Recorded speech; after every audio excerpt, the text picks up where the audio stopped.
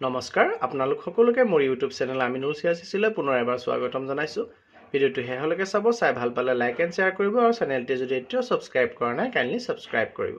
আমি মানে আমাৰ প্ৰাপ্যটো বিচাৰিছোঁ, কাৰণ আমি ভাবিব গ'লে আমি সকলোৰে ওপৰত মন্ত্ৰী, বিধায়ক, ডক্তৰ, ইঞ্জিনিয়াৰ, যিমান যি আছে APSC অফিচাৰ চবৰে ওপৰত আমি। কাৰণ কেঁচুৱা এটা মাকৰ পেটত থকাৰ পৰাই অংগনাবাদী কৰ্মী এগৰাকী বা সহায়ক এগৰাকীয়ে সকলোৰে যত্ন লয়। তেওঁলোক যে সেইবিলাক হৈছে মেইন গুৰি ধৰোঁতা হ'লোঁ আমি অংগনাবাদী কৰ্মী।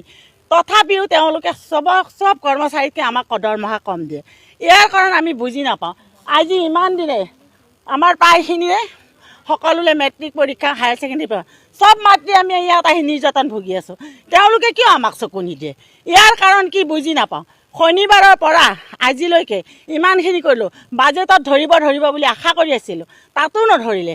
কি কাৰণত তেওঁলোকে চবকে যি লাগে তাকেই দিয়ে, কিন্তু আমাক এই অসহায় মানুহ তেওঁলোকে কি ভাবিছে বোলে অংগনাবাদী কৰ্মীটো একো নাই, তেওঁলোকে সেই 6,500 টকাত চলিয়েই থাকিব লাগিব, তেনেকৈয়ে থাকিব লাগিব। আমাকতো তেওঁলোকে বেছি দাবী কৰিব, কিন্তু আমি থাকোঁ কেনেকৈ? একো নহ'লে আমাৰ পেট আছে, আমাৰ ল'ৰা ছোৱালী আছে, আমি খুৱাব লাগিব, পিন্ধাব লাগিব।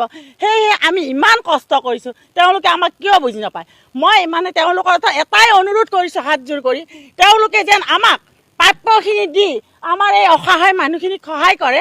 আৰু তেওঁলোকৰ চৰকাৰখনক ভাল বুলি চবেই কয়, কিন্তু আমাক ইমান দুখ দিয়াৰ পিছত আমি কেনেকৈ ভাল কৰিম?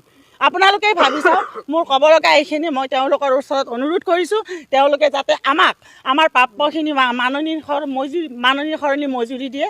12,000 টকা কৰ্মীক, সহায়িকা 7,000, মিনি কেন্দ্ৰিক 10,000, মিনি কেন্দ্ৰৰ কৰ্মীক 10,000, এইখিনিয়ে যেন তেওঁলোকে দি পেলাই আমাৰ সকলোৰে মনত শান্তি দিয়ে। আগন্তুক নিৰ্বাচনৰ আগতে আমি আমাৰ প্ৰাপ্যখিনি পাবই লাগিব।